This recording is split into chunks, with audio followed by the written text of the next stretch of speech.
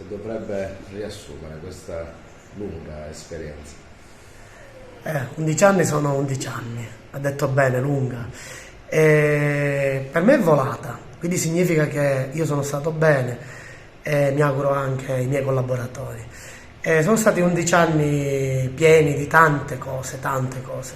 Io intanto volevo ringraziare proprio i miei collaboratori, i miei stretti collaboratori, i miei uomini, perché senza di loro non avrei fatto assolutamente nulla.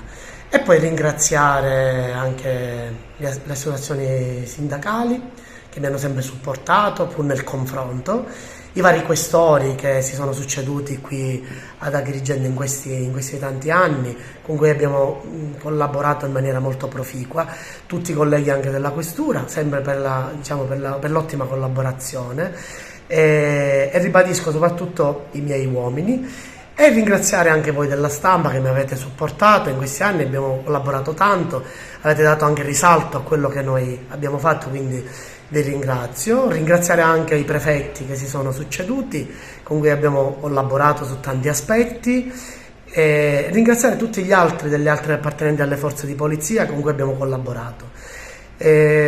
Potrei, secondo me, riassumere in questi 11 anni le punte, secondo me, alte sono state due.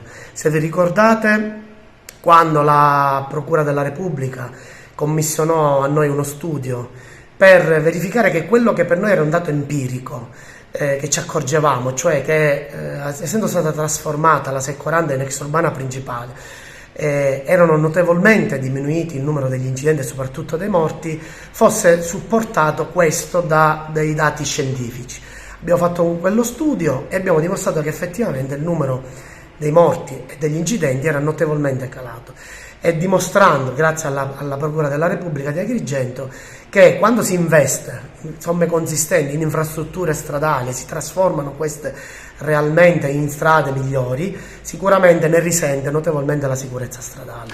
Affrontare Palermo sarà sicuramente un'impresa difficile, insomma, considerando anche la vastità del territorio e l'importanza anche come capoluogo della regione, insomma. Con quale spirito va a intraprendere questo nuovo incarico, comandante? Lo spirito di avere una grossa voglia di fare, perché io ringrazio la Polizia di Stato che mi ha dato questa grandissima opportunità, un ufficio importante, il capoluogo di regione, con la presenza anche del Presidente della Repubblica che è di Palermo, e con un numero ovviamente di uomini notevolmente superiore, con autostrade importanti, quindi da parte mia c'è tutta la voglia di fare bene e tanto.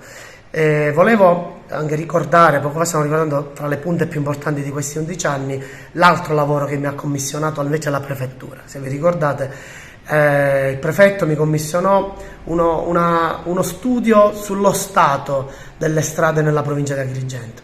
Se vi ricordate, purtroppo il risultato di quello studio non fu grandioso, perché c'è tanto ancora da fare sulle strade della provincia di Agrigento, e quello voleva essere stimolo per tutti gli enti proprietari di migliorare la viabilità e l'asse viario della provincia di Agrigento. Ecco, riassumendo, erano queste due, secondo me, le punte più importanti, e ringrazio la prefettura e la procura di aver affidato questi lavori così importanti alla Polizia Stradale di Agrigento.